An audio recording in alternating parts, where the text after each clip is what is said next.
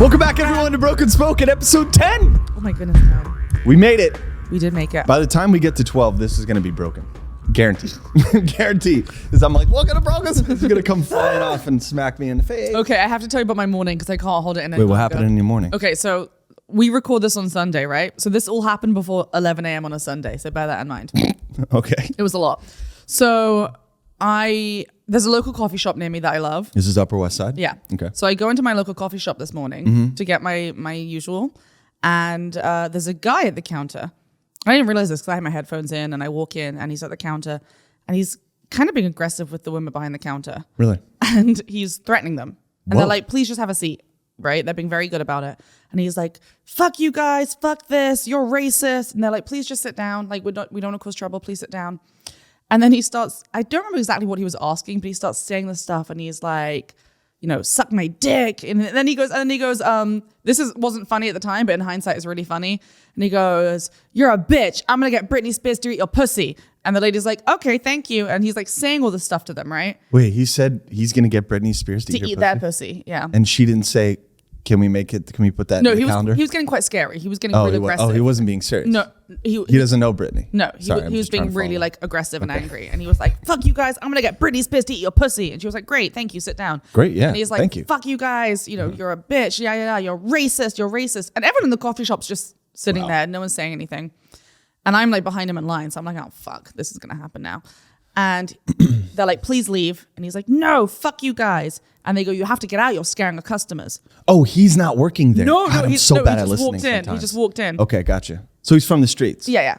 Okay. And not 100%. He's not like there, homeless? Clearly. Okay. He might have been. I don't know. Okay. And he's like, you know, saying all this stuff and they're getting angry. And there's just women who work there. It's a coffee shop. And the barista's like, you have to go. And he's like, fuck you guys. I'm going to get Britney Spears to eat your pussy, suck my dick, like all this stuff. And they're like, you have to go. And then it escalates. They're yelling at each other. And she's like, you're scaring our customers. And he turns to me and he goes, am I scaring you? And I just went, yeah, you are. Can you go now? And he goes, no. And then he's getting really angry and violent, right? Yeah. And he's like, you know, to me, he's like, fuck you, blah, blah, blah. And then he picks up, I'm not making this up, by the way. This is 100% true. Okay. He picks up the hand sanitizer and starts licking it and like squirting in his mouth. And then he starts like, what? And then he starts making like sexual moves with it. And then he starts humping the coffee counter. And at that point, at that point, I felt a little safer. All right. Because I was like, you're like, I recognize this. Yeah, no, literally. Yeah, this is New York. Okay, I was like, I was born and raised in the city. I've lived in the city my whole life. So I was like, oh, he's one of those people. Okay. Like I've seen this before, whatever. So then I felt a little safe and I was like, okay, we can handle Let him this. have his fun. Yeah. Just not on the eclairs. Just hump the counter for a bit.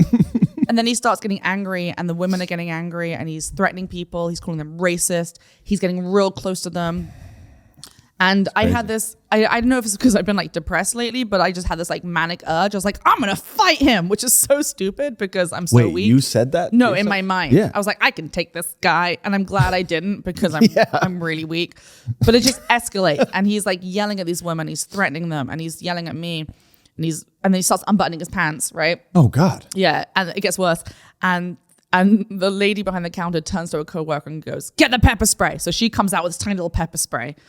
And she goes, you have to leave this coffee shop now. And he's like, fuck you guys. And then he pulled a Gandalf? And then some woman comes in with a 10-year-old child. Oh shit. Not realizing what's going on. And he sees this 10-year-old. And he goes, you're lucky children are here because I love children. Meanwhile, he's still like undoing his pants. The woman grabs a child, leaves the coffee shop. And I'm like, oh, fuck, what do we do now? He's yelling at me. He's yelling at the ladies behind the counter. They're holding a pepper spray. Apparently, he'd been in there for about 10 minutes at this point. And they're saying, we've called the police. You know, why? Like, the police are coming. And he's still swearing, saying, you're racist for kicking me out. Like, you know, making disgusting comments to them. Like, you know, like fucking the counter, whatever he's doing.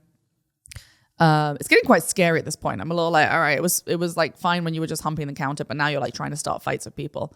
How old was this guy? Let's get a little detail on maybe it. Like 40. So he was 40 years old. He didn't necessarily seem homeless. He could have been. He could have been homeless. Yeah. Okay. But he was wearing regular clothing. Like rundown clothing. Rundown clothing. Yeah. So maybe some hand-me-downs. Was he warm enough to be outside? Yeah, he had a coat on. He had a coat on. He was being very aggressive, like very angry, yelling at people. It gets worse. Let me say this. So he's yelling at me. He's saying Britney Spears is going to eat her pussy. He's yelling at the coffee shop ladies. They're holding this pink pepper That's so spray. random. They're holding this pink pepper spray out to him. Like, you have to go. This keeps going. No one in the coffee shop has said anything but me. And I don't know if I should have said anything. Everyone's just diligently Everyone's just eating their applying for croissants jobs. and like drinking their coffee. And this is all happening at the counter while I'm there. There was even like, I'm not a bit of a feminist. I'm a harsh feminist. But at this point, I'm like, where are the men? Like, why is no one standing up and saying anything? He's harassing these poor women. So then this keeps going on. He's threatening them. He's like, I'm going to fuck you guys up. Yada da. He's getting real close at the counter. They're holding pepper spray. Finally, he says, give me $1 and I'll leave. So they throw $1 at him and he grabs it and he starts to turn to leave. And wow, that's what he wanted. Yeah, and he wanted to warm up and he wanted money. And then there's a young couple with a baby there. And he goes right up to the baby and he's like, see, I love children. And then finally, the dad jumped up. The dad jumped up and went, first of all, the women go, get away from the children. And the dad jumped up and says, get away from my baby, right? And then he's like, okay. And so he walks out. The women will calm down. It was the men like sitting there. Be honest. If the dad and this crazy person were to get into a fight, could the dad win? I don't know. Isn't that scary? He been real. As a father, isn't that a scary thought? He been real quiet until he went near the baby. Can you imagine being in that position and you can't take this person? I had a moment where I thought, I'm gonna kick this guy. I'm gonna do it because he's coming near me. I would have seen. And I was like, I'm gonna slap him. And I'm glad I didn't because I'm really weak. Like I do Pilates, but I can't throw a punch. So I'm so glad I didn't because he would have taken my head and put it straight into the croissant counter. Wait, you do Pilates? Yeah. You're a certified badass. And I'm way too pretty to get my face smashed in. I'll just say that now. So he was doing all this stuff and then he finally walks out and everyone like calms down and the lady turns to him and she goes, it was an almond milk cappuccino, right? And I'm like, dude, you're still gonna make my coffee after all this? I thought like you should go home and have a nap. But I was like, yeah, it was. And so they make it and I give him a really big tip and she's apologizing to me about this and I'm apologizing to her, even though none of us did anything wrong. You should have just snapped at the barista. But like, why didn't you fight him? Like, almond? Yeah. Almond? I said half and half. So anyway, so this happens, right? Kidding. He's out front still. The police finally arrive. Apparently what happened is they'd phoned the police. No one had shown up. Someone in the coffee shop had walked to the local precinct around the corner. Police still hadn't shown up. So the police arrive. The police are talking to him. He's saying that we were all being racist and that he hadn't done anything wrong. What, is he white? No. Okay. But the lady behind the counter wasn't white either. So he was just, he said we were racist, even though he had like, there's a lot of that been going around. Assaulting the hand sanitizer and threatening everyone in the shop. The police then come in and say, hey, like, who called the police? We need to talk to someone. And everyone in the coffee shop start yelling at the police officer. Why? They start going, where the fuck were you? We called you 15 minutes ago. This guy was threatening people. This could have been a situation. You guys didn't show up. We had to walk to the precinct. Oh, damn. You guys weren't here. They're not wrong, though. And the police officer was like, had an issue at 60th Street. We couldn't get here at time. And they were like, why didn't you send anyone over? There's a whole precinct.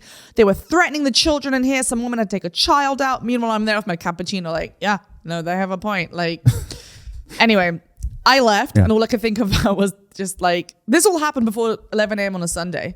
That's and my a lot. adrenaline it was a lot. It was a lot. I thought I was going to get in a fight with a guy while he was licking a hand sanitizer and drinking the hand sanitizer. It was so fucking weird. That is weird. The poor ladies behind the counter were really shook. They were upset, right? Yeah, They're trying to keep the shop safe. They're trying to keep themselves safe. And this guy comes in there and was threatening them. This guy was going up to children. It was a lot. That's a long response time, though. 15 minutes. It was a he was lunging at people. Is that the average response time? Can we look up what the average response time is for police? It's not, because when someone blew up the car on my street, they were there in 2 seconds. Oh, yeah. Interesting. But maybe there was an issue on 60th Street. I don't know. But the point was everyone starts yelling at the police officers. All the people who were real quiet when this guy was yelling at me started yelling at the police officers about how they were slow. Right, but you're not supposed to be in queue. Like your emergency shouldn't be in like waiting, right? Exactly. You shouldn't have like a chat bot on and 911 saying like, you are 7th in line. Please, this was literally wait. Like a minute walk from the police station too as well. Yeah, so I'm sure they had someone there they could have sent over. That's crazy. Anyway, the people in the shop start getting mad. They were like, 3 of us called you guys. No one came. They were threatening women in here. They were threatening children in here. The guy was outside. I don't know how it ended, but it was a lot. They should just defund him. The police or all of them? We shouldn't have any police. Maybe that's why they didn't show up, because they were defunded. They were like, you know what, we're not getting paid for this. So like, but right. It we was were in an wild. advanced check No, line. and also, no one said anything when this was all happening. Yeah. It was right in the coffee counter, and no one said anything. And I didn't know if I was right for saying anything. Maybe I should have kept quiet. Like on the subway, when someone hassles you, you just kind of look down and don't say anything. But maybe they should have risen up in rebellion and fought back against this guy. I don't know what the right move is. It was a lot. It was a lot. I felt bad for the women because they were like by themselves in the situation. Feel bad for them in that situation, but I mean, they brought out the pepper spray. I thought I moved back because it's like I don't want to get hit with the pepper spray. This is a lot happening. as you right as now. an individual, Yeah. I would say you shouldn't get involved. But once it Right. becomes like children stuff, Yeah, you know, like it'd be very hard for me to. I know. I agree. And especially for that dad. Can you imagine standing up to some hobo that you know you can't beat up? Like imagine those like big scary hobos. And his pants are like, he was Standing like over pulling your his child. pants down. You're gonna have he to was fuck him drinking up. the hand sanitizer, you know, whatever he wants to do. He was like humping the counter. He was threatening. He was saying things. He was yelling at me. How many people in the world do you think, percentage wise, if you had to be thrown into a gladiatorial arena, all right, and you had to fight 100 people, how many out of those 100 people do you think you could actually take? None. I'm so weak. Feel that muscle. Yeah, I'm wearing a lot of knitwear, but feel it. Maybe two. Squidge, squidge. Maybe two. You can take two. I've never been in a fight, and I all I could think of, I felt this reckless moment where I thought I could do this. I could kick this That's guy. such a bad idea. And then I'd knee him in the nuts, and then I punch him in the nose. And for a minute, this went through my head, and I was like, I could do this. I could save everyone. And I'm so glad I didn't, because I haven't even had breakfast yet, and I would have just crumpled like on the floor. So hold on. What would be your plan? All right. So the guy, his back is to you, all right? It wasn't. He was facing me. Oh, he's facing you. Yeah. Okay. So He he's was threatening facing me. you. Oh, threatening you personally. Yeah. Okay. So he's facing you and threatening you personally. What would be the move? I would take this bit of my hand, and I would go like that on his nose, because that. Oh, you would go for the whole nose straight into the brain, kill Yeah. the person. Oh, that would kill him? Well, he shouldn't have gotten in the way of my coffee. Let's be real. Okay. So you would go straight for the kill shot. Yeah, and then I would do a knee in the nuts. After that? I hadn't thought that far ahead. I just No, just asking. in my mind, the first thought that went through my head was, "Oh, I could kick him." Like I had this image of me doing Yeah. like a roundabout like kick with my leg. Like that's what I thought. That would be absolutely incredible. I would have you did failed that. because I probably would have missed him and slipped and fallen on the floor. It probably would have failed. Yeah. But it's the effort that And counts. I would have come to the podcast today with like a black eye. And What do you think is a reasonable response time, right? Because the idea isn't to have police in a line, right? It's not like, hey, I had trouble at 60th Street. It's, no, And this we need enough of this you to was get legit. here. He'd been threatening them for about 15 minutes. He'd been getting more aggressive, more angry. He started charging towards a child. He said that thing about Britney Spears eating her pussy, which was so weird to say. And she was so civil. She was like, great, sit down. You know, like, It sounds like he knew it was an all women's place, you know? So he was going in with like women anger. It's not you an know? all women's coffee shop. There just happened to be all women there. That Oh, morning. okay. So it's not like. And there were a lot of men in position the like coffee shop too. It has a seating area. People were sitting down, enjoying their. How many of those cappuccinos. guys were completely ignoring the situation? Most of them, all of them actually, apart from until they went for the baby. Then the dad jumped up. Yeah, there was a that's guy crazy. right next to me, just like. Yep. Meanwhile, I'm saying, "Get the fuck out" to this guy, and the guy next to me is like, Yeah. just doing nothing. And I'm Yeah. like- I mean, I wanted to be like, "Where is everyone? Let's fight back!" But no one wanted to do it. So but why do they have to fight? I'm going to push you back on this. I Why- agree. Why do they have to they fight? don't for have you? to fight. This all went through my head Yeah. in about 3 seconds. All Right. of these thoughts went through my head. First of all, it was why isn't anyone defending these women? Then it was like, well, actually, You mean maybe- why aren't there any men defending? No, why isn't anyone defending this woman? There were other women in the store too. I was like, why aren't there women? Why isn't there anyone in the store defending these women? Why is everyone quiet? Then it was like, oh, maybe staying quiet is the best situation at this point. Then it was, oh, maybe this guy is as dangerous as he seems. And then it was like, oh, I could fight him, which is a bad idea. And then it just kept escalating. And then the whole thing just got weird. She pulled out the pepper spray. I backed up. People Yeah. were just still like sipping their coffee, like nothing had happened. There was a lot of yelling. The police arrived. There was more yelling at the police, which I thought was kind of funny. See, what is that? It was so weird. It's like they're safe. And I walked. to yell at the police, I but walked not at out the hobo. the coffee shop with my Weird. coffee and was just thinking, I can't believe this all just happened. And I was just processing it in my head. Yeah. And I haven't even told the story as well as I should have told the story because there was so much more that happened, but it happened so quickly Yeah. that I can't really comprehend what just happened. But it was quite scary. I left with a bit of an adrenaline rush, to be honest. But what do you think is a response time? Like, what do you think New York should have as a response time? There's a domestic violence going on directly in front of you. You call the police. How long until they get there? Like, what do you think would be a reasonable? I think minute? It depends how far you are from the precinct. 6 minutes, right? Right. I feel like 6 minutes would be a good The fact mark. that someone had to walk over to the precinct, say, we need help. Why aren't you guys responding? 3 people have called you right now. That is wild. That is wild. And then like 5 minutes after that, the police showed up. Yeah. Was wild to me. And the police were very blasé. Like they were acting as though some guy just come in and been like asking people for money. You know that happens sometimes in New York. Like someone will come into a coffee shop, they'll ask people for money. Have a blessed day. Yes. I need $1. Exactly. Yeah. And then sometimes people phone the police and then they're like, okay, you shouldn't have done that. Yeah. No, this was like actively threatening. He was threatening these women. He was threatening other people in the shop. He went for a child. He went for a baby. He was being aggressive. He was pulling his pants down. He was making sexual gestures to the women, like with his hands. It was very violent. You want to hear a crazy criminal story that I have from last week? Sure. Can I just first say I'm doing this because it's cold, so that's why I'm wearing a blankie. It might look funny on camera. In case you haven't been paying attention, this studio is cold. It's cold. So anyway, what was your police story? I can't even heat anyone. Oh, you're fine. Okay, so we're on Worcester Street, right? Just up the block is this store called Celine. Have you guys ever heard of it? Oh, it's very fancy. It's expensive. Very, very fancy. So anyway, minding my own business, I get a phone call, right? This guy's like, hey, how you doing? I'm from the 1st precinct. We had a robbery just up the block at Celine, and we're collecting, camera footage to see if we can gather the guy's license plate. I'm like, oh my God, what happened? It's like, it was in broad daylight. Some guys threw on some hoods, ran into Celine, ransacked it, shoved the security guard out of the way, and bailed by car. How much did they grab? Because Celine's expensive. Hundreds of thousands of dollars. Celine bag could be like thousands and thousands. How crazy is that? Now that's starting to happen here in New York. And I don't know if this is just a random occurrence, but we've seen that across the country, right? In Los Angeles and San Francisco. They were breaking in and just grabbing things. Break into like Dwayne Reed or CVS and just clear the shelves. Because apparently there's laws out there that if you are under a certain amount of stolen goods, they can't arrest you. So what's funny, I don't know if that's true, but I know, so I used to work for a brand that sells makeup. We'll call it Schmack. Anyway, when I worked at Schmack, there were several stores in the city, right? And Times Square was a big location. And there had been these people that had been going around to this makeup store and with bags, and someone would ask one of the people working there, one of the makeup artists, like, oh, can you tell me about this product? And while the makeup artist had their back turned, their accomplice would just scrape like hundreds and hundreds of dollars of this makeup into the bag and then run out, right?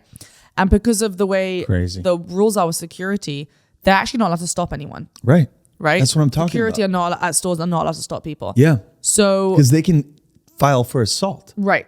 How crazy is that? So this was happening in multiple locations. And I think it was at my location. I wasn't there that day. Someone from the other Schmack store had phoned in and been like, hey, listen, there's someone going around doing this today to the Schmack stores. Be careful. It's 2 people. One of them has a big dragon tattoo on their arm. And as they were on the phone, that person walked into the store. No way. And they were like, and so they could phone the police and they got them out in time and it was fine.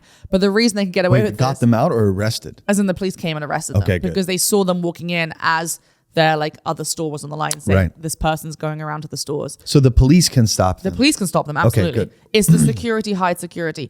And do you know what just happened uptown near me? So that's the law, yeah. So this just happened recently. There was a Dwayne Reed, which is the name of a pharmacy here in New York, a chain of pharmacies. Yeah, it's like the CVS. Yeah, CVS. And it was Walgreens, actually. Yeah, it's like brand. A Walgreens, exactly. So there was a police officer who works part-time as a security guard at the Dwayne Reed in the 90s on the West Side. And there had been 2 people in there that, I don't know if they knew each other, but they were having a fight. They were arguing.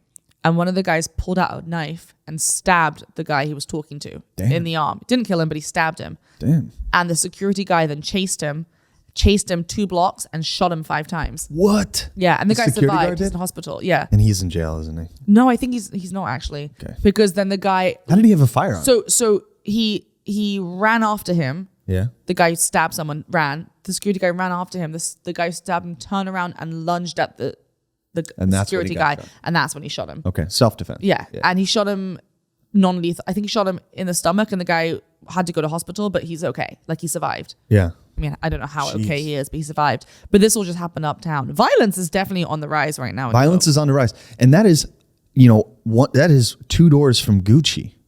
This robbery. Store? Yeah. That is 2 doors from Not Gucci. That Gucci. is 4 doors from Tiffany's. Yeah. So if you're talking about Celine's up there as a brand. Celine's up there, right? That's by the Real, that's by Tiffany's, that's by Gucci. Some of the most expensive retail spots in the entire city, right?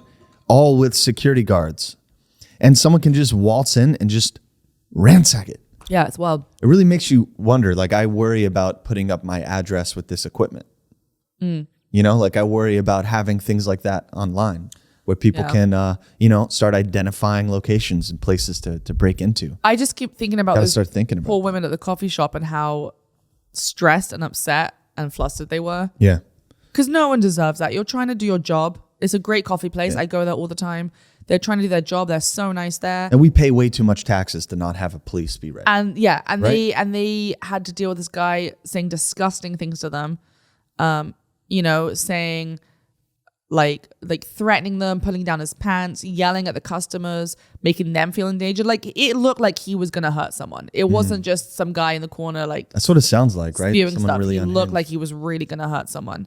And then the fact that they phoned the police and no one showed up. That's the craziest part of that story, right? And when the police came in, the customers in the store were like, I phoned you, they phoned you, this woman phoned you, someone went over and get to you. And then another lady was like, we had to get the children out of here. Like, it got very dramatic. So how did the police honestly feel? The police were like, we were down the road. We had another incident to deal with. I know you're upset, but we came as fast as we could. We were dealing with something else. Like, they so got it's not, I am so sorry. No, they got very sorry defensive. that, And as I was leaving, it looked like things were calming down. The guy was like, I'm sorry I got heated and yelled at you. I was just upset at the situation. The police were like, I get it. We were down the road. There was an incident happening. We didn't get you know what that reminds me of, Meriel? It's kind of the relationship between you and a waiter when you have bad service. No, like anyone. Oh, I was like, I've never had a fight with waiters. Like anyone in New York. Like when you're in a restaurant and there's bad service. Yeah. And you just assume the waiter is in on it. You know what I'm saying? It's not. My roommate's frustration. My roommate's a server, and if the kitchen's slow, she gets yelled at by the No, I get it. I've and worked she's in like, restaurants for 10 years. So trust me, I understand as from a place of experience. What I'm saying is like when you're in a restaurant and everything kind of seems to not be working, you associate the workers with the product. Yes. They may have been on 60th Street dealing with some crazy something, right? It could have been like a stabbing. Yeah. It could have been something nuts. And what's interesting is that they're so frustrated that they weren't even like, I'm sorry, we couldn't get here sooner. It's, we were uptown. Like, you guys don't even understand. But are you telling me that's a huge precinct. It's huge. It's the one uptown. I see it every day. Are you telling me there was no one in that entire precinct who couldn't have walked over? It's entirely possible, Mary. Do you know how many people quit? How many cops quit since these riots? Yeah. Like so many of them. But I doubt the resigned. precinct was sitting empty. I doubt it. I doubt there was no one there. I don't know how maybe that they works. didn't realize how serious it was. Maybe they're getting calls like this every day and they didn't think it was as I don't know. It could be scary as it was. I don't know if it's that. I think it's I don't know. Maybe they're short staffed. Maybe they have so many new recruits that they're not like working through the problems quickly enough. Maybe there's just they're just huge slow amount of violence and crime in New York right now, and people they just can't. I feel like we would be hearing more about that though. I have been hearing more about it. I mean, there was that shooting up the road from me. That is another true, right? shooting in Brooklyn. And this the just fire, happened this morning. I was a witness. Like, I think in the last month, it seems to me that poor woman got pushed on the subway into the subway tracks. You didn't hear about this? No. Did you hear about this, Mark? Oh, in Times Square. Yeah. Someone went up to a woman and pushed her on the subway tracks. And she died, didn't she? She got hit by a train. It was awful. Oh, because I just saw a video from a few weeks ago where someone tried to do that, and then she just made it past the train. And so she hit the doors that were going by fast and like bounced off, and a cop was right behind her and like rushed on the scene. Yeah, that's the scariest way to go. I don't ever stand near the train tracks. I stand in the middle of the platform. I stand near the train tracks and I'm like, so like this, feeling the breeze as I was past you. Right? Like, what is that? Like Jack and what's her name from Titanic? Yeah. Yeah. No, it's scary. Did I tell you the time I almost lost my shoe on the subway? No. So I was on the subway and I was wearing ballet flats, which kind of slip on your feet. You did ballet? No, they're a type of shoes. I did do ballet, but they're a type of shoes. They're called ballet flats. They're like slip-on shoes. You know what ballet flats are? Yeah. So they're type of shoe. They don't have like a strap or anything, so you can just slide them on and off very easy. Oh, so they're like moccasins. It's like a slipper. They look like a slipper, but they're like wearable in public. So it's like those boat shoes. I was on the subway. It was really crowded. It was rush hour, and I was getting off the subway, and people hadn't really moved from the door, so I was kind of stepping over. You know when you have to squeeze through the subway and you have to kind of step over someone's leg and stuff. Yeah. And so I stepped out off the subway onto the platform, and my shoe came off and was on the train.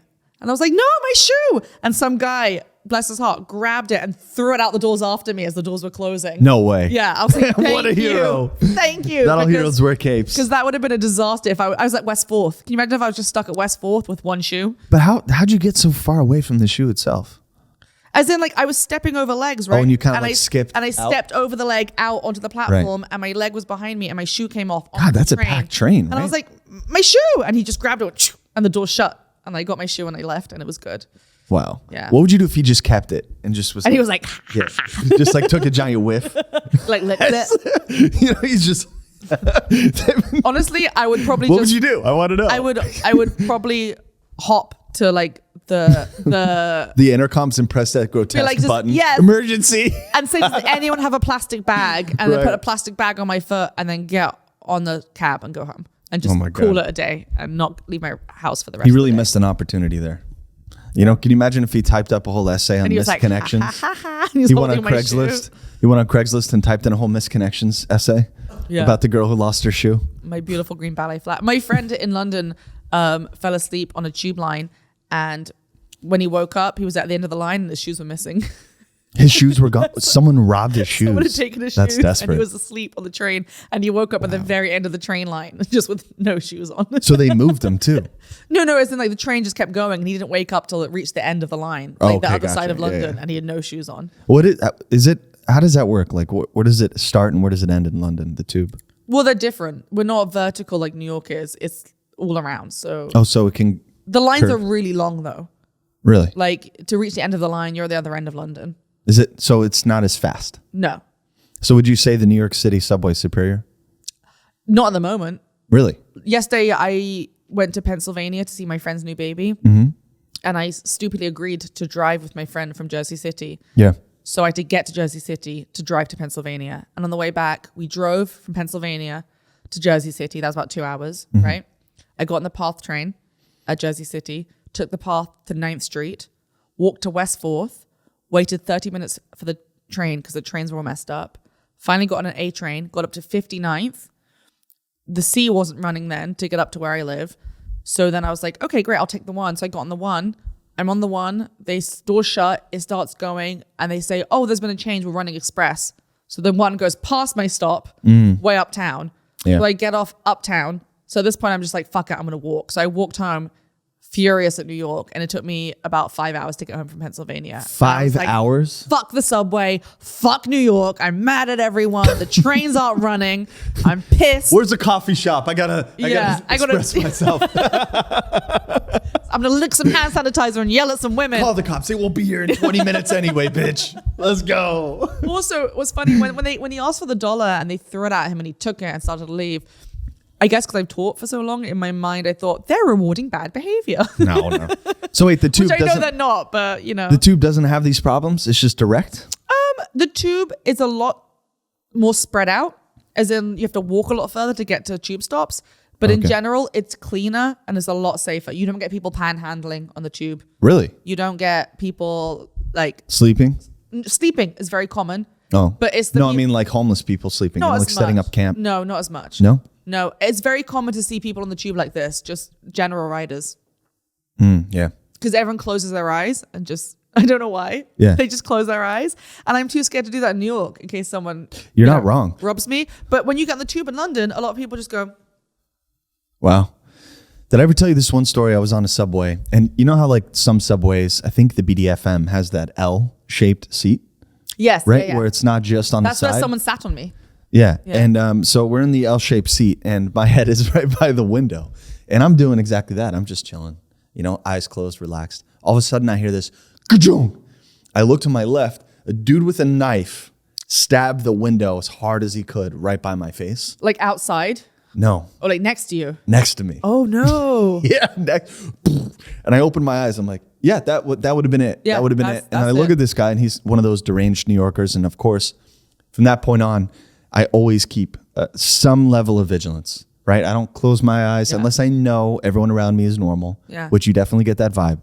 But, you know, you got to keep your eyes on the ball. It's scary. And you know what? New York has made me so jaded as well, I think, in a way. Because, so yesterday when I was leaving for Pennsylvania, because I took the day, I was taking the subway, and it was 7:45 on a Saturday, right? Yeah. I'm riding the subway, and this poor gentleman gets on, and he's asking for money. Yeah. And that kind of stuff breaks my heart. And that happens every time you ride the subway now. There's someone asking for money. But in my fucked up, jaded New York mind, my first thought was, dude, this isn't the right time. No one with spare cash is riding the subway at 7:45 on a Saturday. I've had that thought. We don't want to be here, right? Like we don't have money. Yeah. If we had money, we wouldn't be on the subway at 7:45 on a Saturday. And then I hated myself because I thought that's a horrid thought. This guy's just trying to get some cash and some food. But in my mind, I was thinking about this also isn't the best time to do it. Like there's better times. Yeah, I've had that thought too. And it is a shameful thought. It's awful. Right? It's also the thought like when someone's asking for money and you say they're just going to spend it on drugs. I don't think that so much. I also don't carry cash on me ever. So I never have money to give. If I had food and stuff, I'd happily give it. But I just remember thinking like if he wants to panhandle, like this is not the opportune moment. If only he was panhandling. Everyone there was like depressed and going to work probably. Yeah. If he went full out on the panhandle, you know what I mean? Like went full bore on the panhandle, I think I would be paying more cash. What do you mean? You know, like there's a million ways to do it, right? There's like the guys who have like the harmonicas around their necks and they go around and they're like $1 for a smile. Yeah. You know, I kind of like respect that. I like, there used to be, because I used to work up in Harlem, and so I'd get on the train at 59th and get off at 145th. So between 59th and 125th, there's no stop. So it was a huge stretch of train. You're on the train for 10 minutes without a break. So there's always people in there performing, showtime, mariachi bands, because they know they're stuck with you for 10 minutes and you can't get off. So every day there would be something, and it was actually quite fun because I get on the train and I'm like, what's it going to be today? And normally it was showtime, they'd be dancing, or a mariachi band. And one time I was on the train and a mariachi band comes on and they're playing and they sound great. And as they're playing, we get to 125th and the doors open and another band gets on the other train and they just kind of look at each other and they're like, and they both just start playing their music. And I'm like, they okay, do at the same time? this is too much. Yeah, they were like competing. And I was like, this is too much right now. This is a lot of music happening on my train. I would have totally stoked that. I would have gotten up with a $5 bill and been like, Who's louder? Which one? Oh, no, well, this one's kind of winning really now. good musicians on the subway. You get some really good musicians. You also get those really creepy people on the ACE who come in with like a marker and a giant piece of cardboard and they sit down and draw pentagrams while staring at you in the eye. I've never. There's also that. There's also that. I've had that happen. I've had that happen. Yep. I've never had that. That was spooky, you know, because you don't know what they're doing. You don't know what kind of like magic. They're cursing you. Or they're just crazy, or both. There used to be like on the High Line, you get those Buddhist monks that would. Do you think they're real? I don't think they're real. I don't think they're real either, because they're giving you material they're asking for money They back. give you a book and they're saying like, oh, here's a bracelet, here's a book. We want to introduce you to Buddhism. And if you go like, oh, cool, they go, and that's $20, please. And then they'll just follow you until you pay them. Yeah. Oh, yeah. They got to be fake. I don't think they're, because that's not Buddhism, is it? Yeah, Buddhism's all about not having attachment. Yeah, exactly. Right? That's the wheel of samsara. It's all about letting go. And you know, my family's like super connected with that. With Buddhism? Yeah. In what way? My great aunt, she works with the Dalai Lama? not the Dalai Lama, but a Lama, yeah. A Lama. Yeah. Yeah, I think that's what it's, forgive me. I'm so sorry. She made a movie. You're like, she works with llamas. She works on an alpaca farm. It's really connected to Buddhism. Right. No, she made a documentary about one of them, the cool. Incarnate of Shiva, and he has this giant. Shiva's Hindu, isn't it? I don't know. I don't know these things. No, we do. Yeah, but I'm pretty sure that this is accurate. And so, his whole story was that he was imprisoned by China, and then picked up a gun and fought against China coming into Tibet. Wow. And so he became like a lama in this process, whatever. And so she runs this institution in Arizona, and That's she made cool. a movie called For the Benefit of All Beings. That's a famous documentary. She had like Richard Gere on it and Keanu Reeves. That's really cool. Help produce it and stuff. So yeah, she's like super into Buddhism. So I only know like from what I've learned from them. Yeah. Buddhism's awesome. When I started getting into religion, I was really into Buddhism and I started reading a lot about it. And then I got in trouble at school because my friend and I, we were 12 and we wanted to be Buddhist. Yeah. So my parents, they're so sweet. They took me to the bookstore, like let me buy some books on Buddhism so I could read about it and stuff. And at school, I went to a Christian school and we had to say our prayers before lunch. You had to say, for what we're about to receive, may the Lord make us truly thankful. And then when you finished eating, you had to say, for what we just received, may the Lord make us truly thankful. And my friend says, I'm not saying the prayers because I'm Buddhist. And she got sent out. She got sent out? That's the least Christian thing you can do. They're like, you have to go? They were like, you can stay quiet. She's like, no, I'm Buddhist. And they're like, get out. Oh my God. She got sent out the lunchroom. Wow. Religion is weird. So- super weird. We're kind of in this like new emergence of a religion. You know, this whole like, you have to say the right things on the right platforms. Nice segue. Yeah. You know, like this whole thing with Whoopi Goldberg really disturbed Do you know what I think though? And the more I think about this stuff with the whole like cancel culture and people getting outraged, it's only online. You're not walking down the street and That's no right. one's on the street saying, by the way, we should cancel Whoopi Goldberg. It's only online. Well, lately, yeah, but before, no. You know, it's like your career, it's your, you know, it's your position in a company, it's the assets you want to sell. Right, but anyone I've talked to over they this want you to sell. weekend, no one's been actually like spending any minute of their day worrying about what other people are doing. It's only online when everyone has a voice that people start caring. Yeah. And they don't really care. Yeah, and you know, just to start with this Whoopi Goldberg thing, like there's, you know, I think what she said was definitely wrong, but what she was trying to do is like capture a moment of entertainment and then put like a exclamation mark at the end. And she was careless with the first half of that because her whole point was to capture the sentiment of what they were talking about and to emphasize the inhumanity of evil, you know? Yeah. And in that process, she you know, just to clarify, we should probably say what she said, Yeah, right? yeah.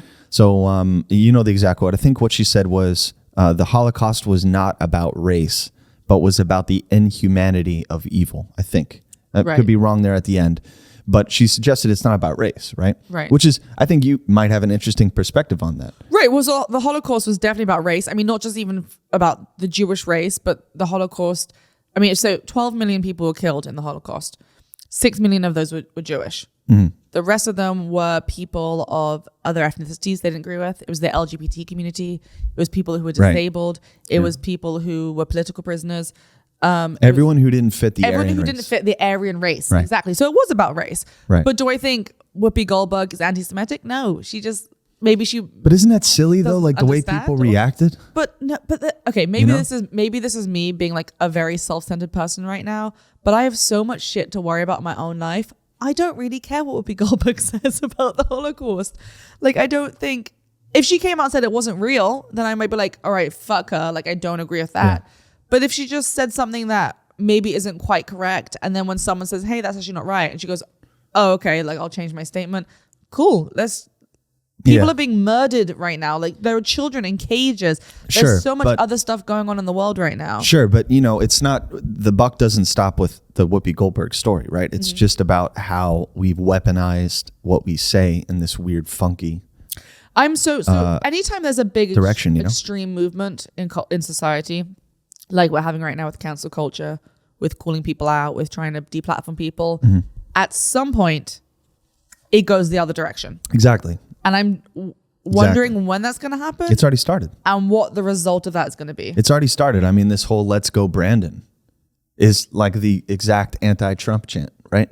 You have stadiums singing this out. Also, so it's normalizing Let's Go it. Brandon thing is such a stupid joke. It's not even funny. Well, I mean, at the end of the day, It's so dumb. all it means is it's a bunch of people who don't believe in Joe Biden as their president, who also don't uphold the level of respect that any presidential office should have. Yeah, but have you ever been around people who say it because they think they're so clever? Like, Let's Go Brandon stands for fuck Joe Biden, right? And instead of saying fuck Joe Biden, they're like, let's go Brandon.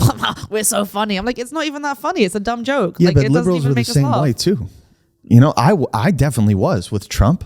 You know, like how much I could not stand Donald Trump. Yeah, of course. But we had all But these stupid sayings. You and weren't stuff in a for store him. going, let's go Trump, ha ha ha, like, or like, you know, some other equivalent. Like, we weren't chanting it, thinking we were being so funny, or putting it on T-shirts, or, you know, it's just a dumb joke. Yeah, we did. We plenty of people put it on. It's really no different.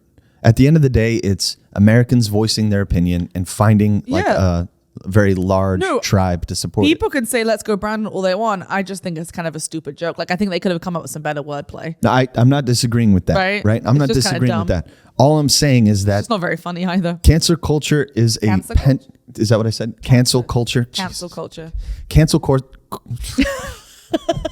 Alexander's being cancelled by his own mouth. Cancel culture is a pendulum swinging. Oh, of course. And the moment it comes back in the opposite direction, the complaining begins. Yeah. That's all I'm saying. The whole idea is to not even have that momentum in the first place. And everything remains perfectly in balance. I mean, it goes both ways, right? When Trump was president and people were saying like, not my president, right? And that was the whole hashtag. Yeah. The Republicans were like, show some respect. How, like, this is our president. At least have some decency. Yeah. Show some respect. And then the minute Biden is president, it's they're saying the opposite. They're like, creepy Joe Biden. He sniffs children. Let's go Brandon. Mm-hmm. So, like, we're all hypocrites. We're all just, it's very much, we live in a world of rules for thee and not for me. No, you said it perfectly. Yeah. And so this whole Whoopi Goldberg, Jesus Christ, this whole Whoopi Goldberg thing. Do you need another coffee? I don't know what I need. This whole Whoopi Goldberg thing really sent me down the rabbit hole of race as a construct. Mm-hmm.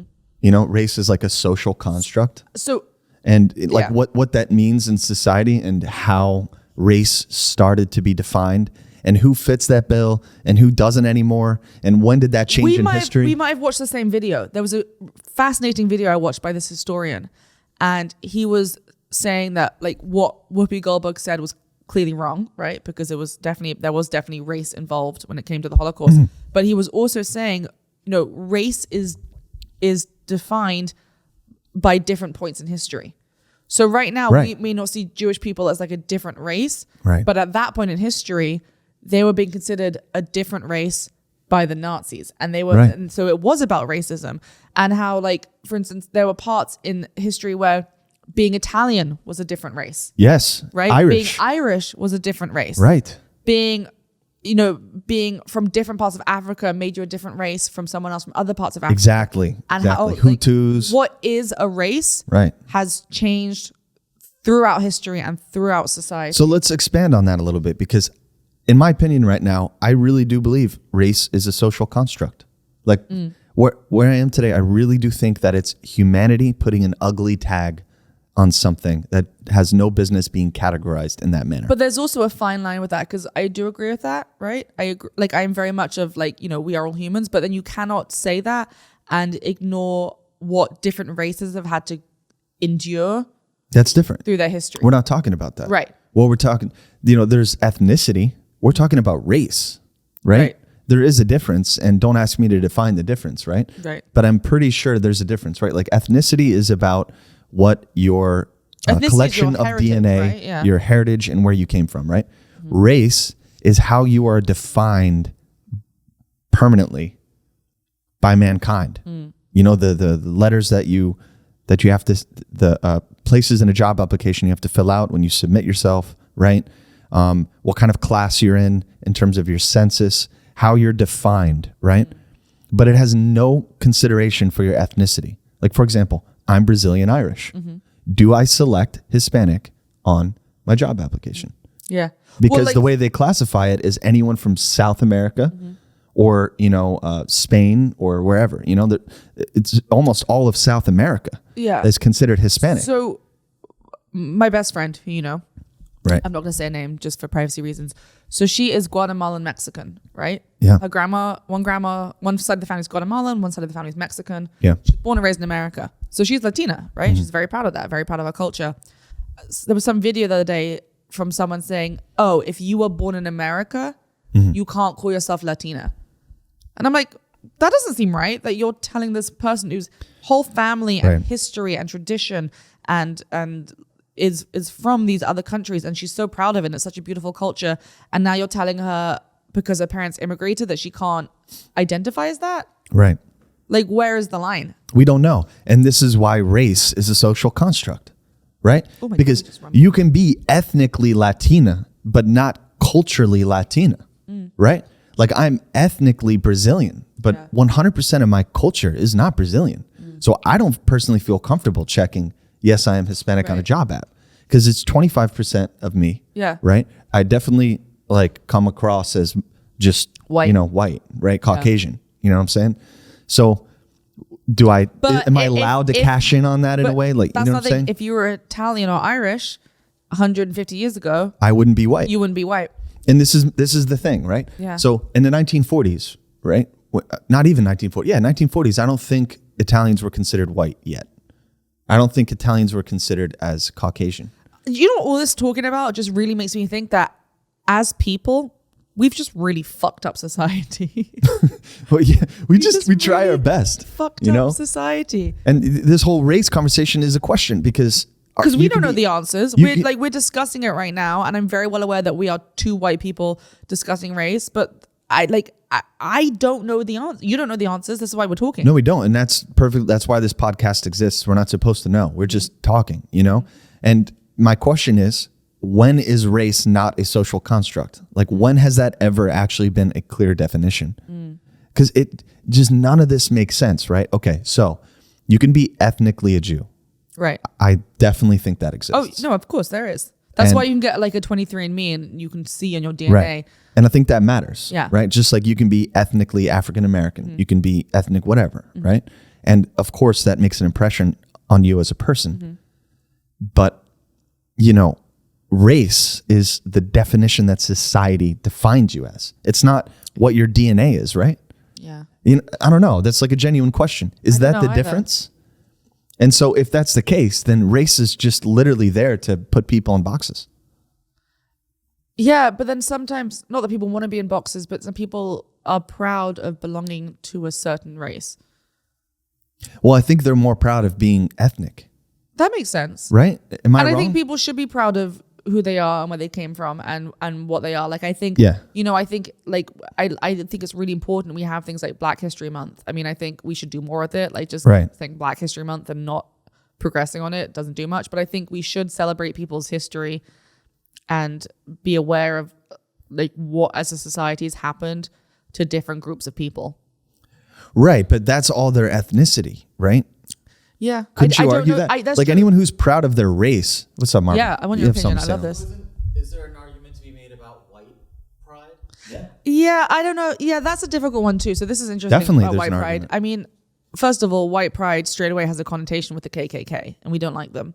So that is a difficult one. I would say, I mean, it could be argued that like society in general caters towards white pride, as in like we have Black History Month because the other 11 months are all about white history. And for the longest time, we've discredited the history of any other ethnicities but white people. So, when people say they're proud to be white, I'm like, you can be proud of your heritage. Like, I'm proud to be Scottish. I'm proud to be Irish. I'm proud to be Jewish. I'm proud to be from this country, but being just proud to be white. Like, what is being white in general has been like the superpower, and it has been white culture that has done like terrible things to other people of other ethnicities. So I'm like, do we need a white pride? It's like how we don't have straight pride, right? We have gay pride because they were the ones that were marginalized and put down and treated as like second-class citizens. So now they're saying, actually, this is something you've put on us to make us feel like lesser than people. And you know what? While you see it as a derogative, we're proud of that. Yeah. So we don't need white pride because we've never, as a society, been told like we've never been put down as white people. We've never been told like you are bad, you are second-class citizens. Yeah. So we don't need white pride because I feel like when you have this like pride, it's for minorities, so for people who've been put down and what's the word? Like marginalized. Marginalized. Thank you. The best word for marginalized their whole life. Yeah. I agree with most of what you said. But here's my issue. Pendulum. Once again, do you think it's going to swing in the other direction? There is a line to where, okay, you're protecting those that have been marginalized, which is an incredibly important thing in any free society, right? Because equality should be across the board. But unfortunately, society doesn't always allow that to happen. And those are the sins of every single person in every nation, right? And of history. It's happened all across the board. Right now, we are in post-colonial setting where Caucasian white men have been running the majority of the world. Yeah, the patriarchy. But to suggest that white people have done all of the atrocities across the world, I think is really just short-sighted. I didn't say that. No, I know you're right. I but said I'm saying in the America, argument, in the Western world right now, it has been. but it hasn't just been America running the world, right? So No, it's I'm actually saying- bigger, right? I'm It's- talking about where we are right now. Right. The world right now. They tried to do a straight pride. Some religious group tried to do a straight pride in America, and I think like 5 people turned up. It was a really bad turnout. I mean, Like- I don't know anything. That doesn't surprise You know, me. and like this whole, people like, are like, white we pride just go is- to the bar on Sundays and watch football. Right. Is that like this You know? whole white pride again is like, you don't need to say you're proud of being white because you've never been told that being white is wrong, and you've never been told that being white is. That's a good point too. Is Yeah. like something that makes you a lesser person. Right. So I agree with that. I think anyone that says they're proud of their race, it's just a weird thing to say, right? Like It I'm is a bit proud to be weird. whatever is like, oh, okay. Is it the race or is it your culture? Yeah, right? because there's a difference. When people say like, I am proud to be like a black woman or a black man in America, I'm like, I think that's great. Like, I think that's wonderful because that you have faced diversity and marginalization. But if you say like, I'm proud to be white, I'm like, well, That's a weird thing Why? to say, isn't it? why? Like, I what think have you could done? be proud to be, like you said, Irish. You could be proud to be Scottish. You Right, could like exactly. love Celtic knots and get tattoos. Exactly. But and then you know, just say, name like- your kid Kaylin. just saying like, I'm proud to You know? be white. I'm like, It's weird. It's a weird thing to say. Yeah. You know, it's so you know, it's just a funny concept to me, right? So this whole white pride thing. Here's what I know. The Caucasian, let's say the Caucasian race, all right, is so diverse. It's so diverse. It's not all one group, right? You're Caucasian if you're from Spain. yeah, You're Caucasian if you're from Ireland. Are Irish people and Spanish people the same? no. So this whole conversation about single white male in his 20s to 30s, that whole like derogatory explanation, I think is the pendulum swinging the other way. And I don't stand for that. Just like I don't stand for it going in the opposite direction. I'm not going to allow language to where, oh, you can't be proud because you're a white person, or you have to feel this way because you're a white person. It's like, no, you don't. You have to have the right empathy for everybody, right? And that includes not allowing conversation and, you know, rhetoric and the description of who you are to become a negative thing, because that's what's happened to them. That's how it happens, right? That's how it happens to the Jews in the Holocaust. It's how it happens to African Americans. It's how it happens to Asians coming to America in World War II when they were put into camps. It's the manufacturing of consent. It's the manufacturing and the normalization of marginalizing anybody. And I don't like any of that, whether it's about white people or not. And it ain't right. So this whole like, you know, you shouldn't be proud of Caucasian, I think is funny, right? And the whole idea that white people are the worst things to ever grace the planet is like, I mean, we are pretty destructive. I'm not gonna lie. humanity is destructive. Yeah. Humanity is destructive. We're pretty fucked up and destructive. Do you think we've done anything worse than Genghis Khan? You think we're worse than Genghis Khan? No, but we're more recent than Genghis Khan. This is what I'm saying. That Okay, right. Destruction of the destruction that white people have done around the world, as a Brit, like we've colonized and fucked up nations. Without a permanently. doubt. As Americans, they've done the same thing. They've Without a doubt. destroyed people who like lived here before we even knew this country existed. Like this was their home and their livelihood. Hold on. Sorry. We got to push back on that a little bit. All right, push back. So I get it. I did projects on the whole Trail of Tears, and everything that happened with the Native American is disgusting. Mm-hmm. I'm not disagreeing with that. How long was that fight? The Trail of Tears in specific? No, or how long was the colonization of America into the genocide of Native Americans? How long did that take? I don't know. It took like 500 years, didn't it? No. When did Columbus get to America? 1492, yeah. Yeah. Okay. Right? Mm-hmm. So it hasn't even been. So think about that. Yeah. Yeah. And then into America, And it happened. taking wagons No, across. it happened very. So yeah. So it took a long time, but So that's a long time. Whereas you have people like Genghis Khan in a single lifetime conquering more than anybody has ever conquered in the I whole don't world. get what that difference that makes. What I'm saying is if we're talking about the all-time greats Of like destructive people. destructive people, right? Genghis Khan is pretty up there. We have to look at all of history, and I don't think it's race specific for anyone. That's what I think. But I'm saying I think it's a weird thing the to world say. we're living in right now, the present moment, 2022, in America, right now, we are living in a world that has been we're living in a country that has been detrimentally affected by white violence right now in this country. I think that America was built off of a lot of racism and white violence. Yes, I'm not disagreeing with that. But what we're talking about is how Caucasian now is defined as like the oppressor of the world, right? And what's interesting with that is because being Caucasian is so diverse. That really is putting a group on a lot of people that have no business being in that despicable category, right? There are plenty of Caucasian people who are just barely getting by, and they empathize with any human experience that's similar to them. Honestly, I really think the lines are more class than they are race. And I think that's the way the world is truly defined. And this whole conversation of race is a distraction. Yeah. This whole it's a tricky subject too, because like I said, we don't know the right answers. We're just discussing things on here, and like I would love to hear more nuanced opinions and like, you know, other people's opinions on this. I would love if we could have people in who are different ethnicities than us, because I'm very well aware of like who we are having this conversation. What do you think is the most peaceful country that's ever existed? Oh, the most peaceful country that is ever. Is it like Iceland? I feel like Iceland just like does its own thing and never bothers anyone. That's probably not a bad guess. Like ice or like Greenland. You know? Have you ever met anyone from Greenland? No. Right? Because they just chill. They don't. Right. They fuck were shit up. Vikings once upon a time, though. Oh, Vikings are cool. Vikings are so cool. Yeah.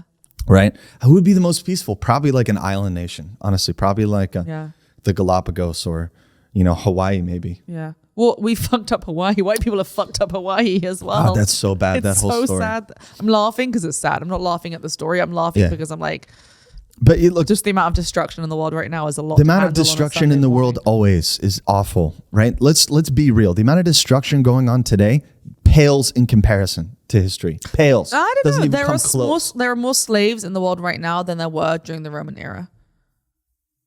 It's true. I call total bullshit on that. You can look it up. It's Are you true. kidding me? The whole world worked on slaves.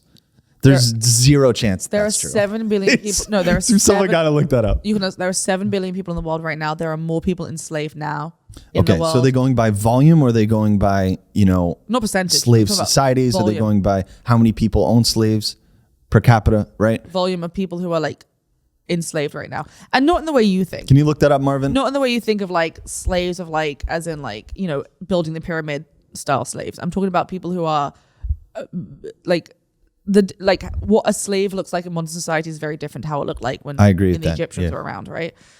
But there are more people enslaved nowadays. So let's define what we think slaves are. Basically, people being forced against their will. Through threat of violence, or people who are owned as property. People whose individual rights as a human have been taken away and are owned by another person. Well, you can have your rights taken away and not be owned by somebody. Right, maybe it's the combination. Right. What would you say? 40 million people are that's current right now in the world. That's current? Yeah. I would imagine it's disgusting. That's not even close to how it used to be. No way. Yeah, there wasn't that many people around back then, Alexander. We're talking the whole world, though, right? We're talking Aztecs. We're talking Romans. We're talking the Chinese. I'm talking about during the Roman era. The Roman era is a big era. Yeah. So I would still push back on that. How many people were enslaved no way. when, like, the height of ancient Rome? Do you know? Hold on. Julius Caesar killed like 20 million people just in Gaul. Yeah, but were they all slaves? He slaved 2/3 of them. Let's see. It says 10%. 10% of what? About 5 to 10 million people. Were slaves during the Roman. So yeah, so there's more people. I don't know. You can doubt this. I really hope that's not true. That'd be very sad. No, it is. It's true. I was reading about it because there's some know. great charities that work with this kind of thing, especially with human trafficking. But right now there are, and partly because of how big the world is, but there are more people enslaved, I think, at any other point in history, which is really atrocious. Point being, back in the day, you would all carry swords and shields and storm a city and then take everyone's women. Like storm and shield this morning at the coffee shop. Can you imagine if I just like and like fought back against You'd everyone? be modern day Athena. Oh my goodness! Except I don't know if I'm strong enough to carry a sword. Can you imagine if that happened? If I just like rocked up with my shield and my sword? It'd be pretty dope. Be pretty dope. And I would have come in here like you with his head, like David and Goliath. I'd be like, like I would have just defeated everyone. Times were like that though, right? So like we kind of have it good right now. Like we kind of have it okay. You know, I hope so. all things considered, we're doing okay. I hope the world's getting better. I don't know if it's trending better. Do you think on Twitter, if it's trending better? What do you mean? Twitter is my world. Twitter's great for news though. Anytime I see a kerfuffle in New York, I look up the cross streets on Twitter, and it almost always comes up. I can find out what's going on. Yeah, Twitter is when Osama bin Laden was being captured or whatever it was. It broke on Twitter because some guy was like, dude, there's helicopters flying over my building right now. Yeah, I remember it was that. Navy SEALs or whoever it was. Yeah. Insane. That was wild. What a crazy Twitter time. is so up to date. I don't trust them. Or Twitter? Nope. Oh, I like Twitter. They censored too many people. I like Twitter. I think You know that there was a Twitter handle that followed all of Nancy Pelosi's stock purchases. You hear about this? So you know that Pelosi, there was one handle that was dedicated to what stocks Nancy Pelosi purchases and then immediately publishes them, which, by the way, is legal. That's what I say. Is that legal? You're legally, it's public information. So it's nothing bad. But the whole handle was to show how when she's pushing certain policies, conveniently, she invests in those companies that are related to the policies she's pushing. And she shows how much money she's made. That got deplatformed. That Twitter handle got deplatformed. So this whole conversation going around right now, you should really look into this about politicians being asked to define where their moral stance is on being a member of the internal government, affecting policy, and also being able to make these trades. Do you know what's funny? Pretty grotesque situation. This calls back to what we were talking about like when you disagree with someone, but you have to find that moral line of like, what can you stand and what can you not stand? Like you and I disagree on a lot of things, right? Yeah, definitely. But I know that you're not racist. I know that you're not homophobic. I know that you're not sexist. And I know that you have a good heart and you care for people in this world and that you want equity and equality for all people, regardless of gender, race, sex, and that you're an honest person, right? Likewise. And so that to me is the most important principles of this. Exactly. That why, even though there are many things in life where I'm like, I don't want to knock his head together, but in general, I'm like, you know what? But I know who you are as a person, and so I think we can agree on the fundamentals. So I wonder if there's like some way we can, I don't know. I think the answer is what we've been fighting for decades and everyone has forgotten. What's that? There is no room for censorship. It doesn't matter how much you disagree with them. Unless you go, order. It doesn't matter how... We were watching videos of the British Parliament last week, and anytime someone gets too carried away, they just go, order, order. Yeah. There's no room for censorship, period. I don't care who you are. Why is it that ISIS is on Twitter?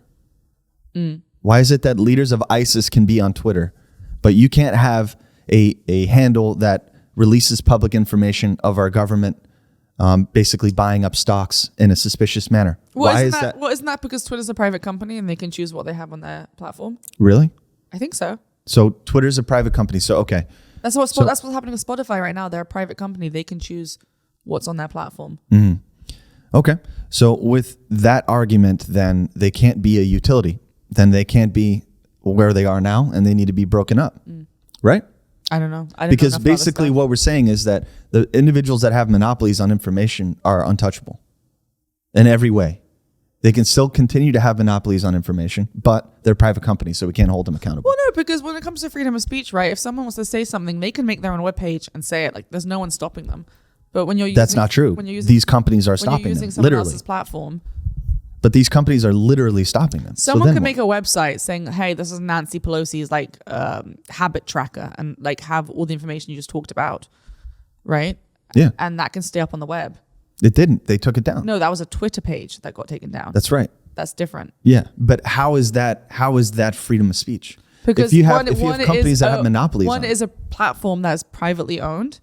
The other is a web page that someone else can create. You can write whatever you want on the internet and put it up there, right?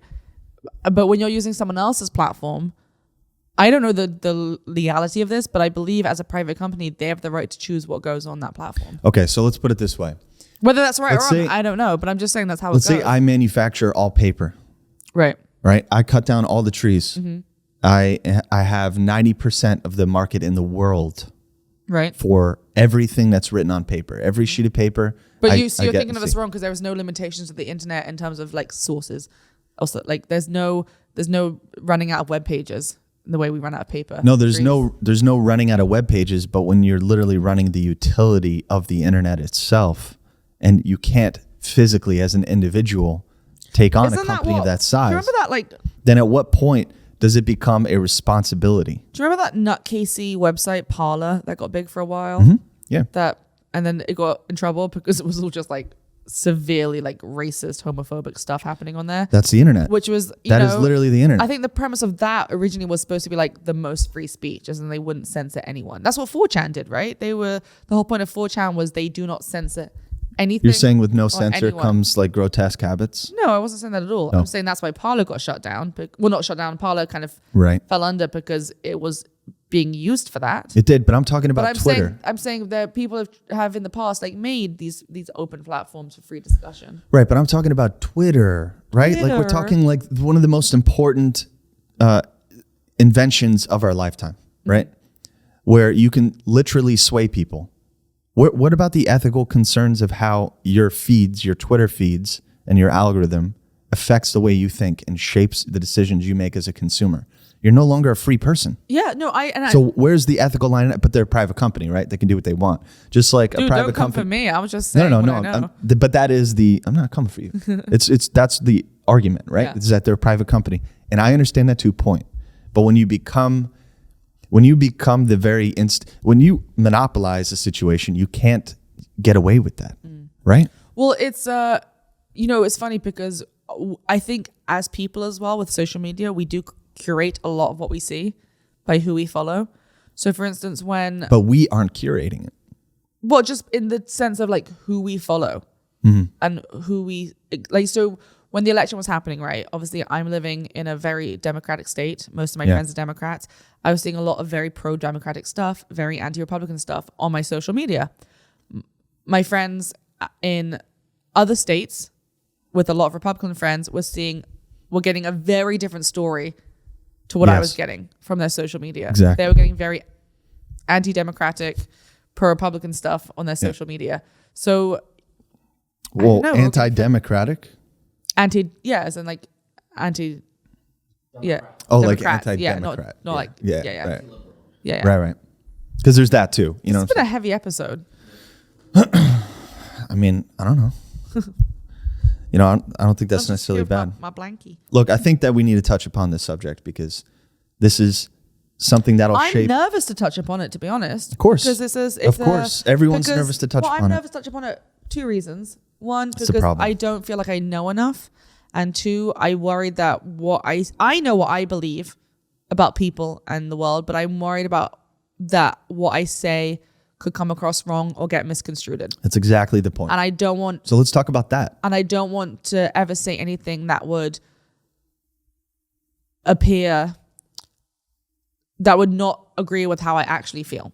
Or that could be read in a way that isn't true to how I actually feel. Yeah, 100%. That's a that make scary sense? place to be. It is. It is a scary place Because you're to be. being manipulated, and also it's defaming your character. Yeah, because defamation right now is I what we're would never talking want about. someone to think. Yeah, I don't know. It's a hard thing. It's a hard thing to talk about because. Yeah. I mean, It's a hard thing to talk about. this is the thing. We've been through this before. We've been through this time before, and it's like none of those lessons matter. And that's the thing that really bugs me. We've been through a McCarthy era. We've been through it. And now we're going through a second one. Right? And anyone that doesn't You just agree, reminded me to read my favorite play again. Have you read The Crucible? Yeah. Yeah. Yeah. Getting scarlet lettered. Totally. That's not The Crucible, but yes. Oh, wait. That's... Yeah. Wait, I've So read The that. Crucible was... So Where he has to sign, right? no. So That's the Crucible. No. So The Crucible is... Daniel Day-Lewis was in it. Yes. No. Right. Yes. Isn't it? Yes. Daniel Day-Lewis was Yeah. in the Crucible because he signs. He's the one who signs that he's the witch or whatever. Yeah, right? yeah. Yeah. So The Crucible is written by Arthur Miller as a response to when he was being like blacklisted by the American government Yes. for being Now a we're communist, getting into it. right? Yes. So The Crucible is fascinating. It's the story of the Salem witch trials. Right. That's But it. it's Okay. but it's amazing. You should read it. But it's written by Arthur Miller as like what's the word? It's like an homage. Yeah, to like an McCarthyism. allegory to what was happening at that point in America. Right. With like people being blacklisted and Yeah. stuff because Artists. because in The Crucible, I highly recommend if you haven't read it, you read it. It's a fantastic play, and I've seen it on stage, and it's amazing. It talks all about how in the witch trials, what happened in the Salem witch trials is almost identical to what happened with the McCarthy era and with scapegoating. And there's a great Yes. museum in Salem that I went to, and it has the whole idea of like, what is the fear? What is the trigger? And then like the scapegoats, right? What are we afraid of?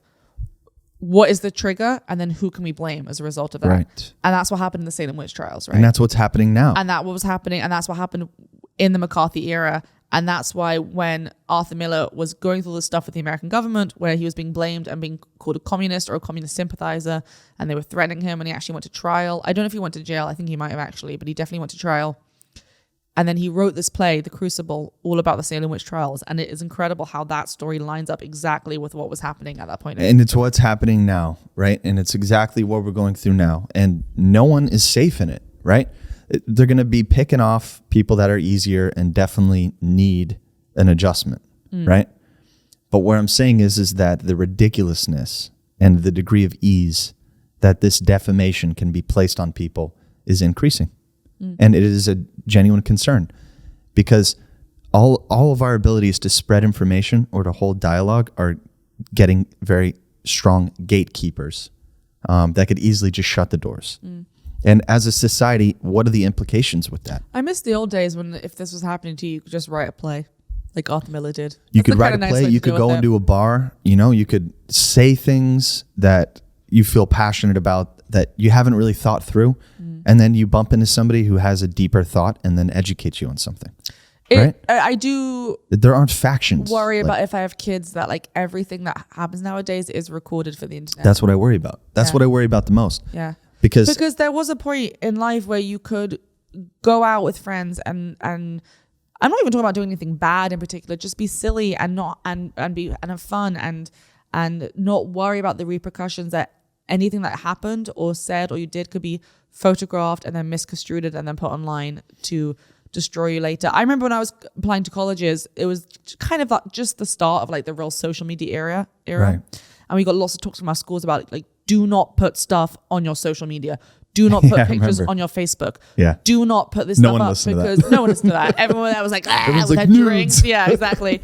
But they were like, because, this will come back and bite you at some point. And they were right. yeah. It's because they grew out of, communism and, their parents left the McCarthy era and they were all very principled and, held this moral high ground, right? Superman was invented in that time. Like the paragon of virtue was Speaking this of morally superheroes, straight person. I rewatched all the Tobey Maguire Spider-Mans the other day. Yeah. Yeah. And they're fun. They're fun. They're so cheesy, but they're so much fun. Yeah. I really enjoyed it. I'm going to do the Andrew Garfield one next and then Tom Holland ones.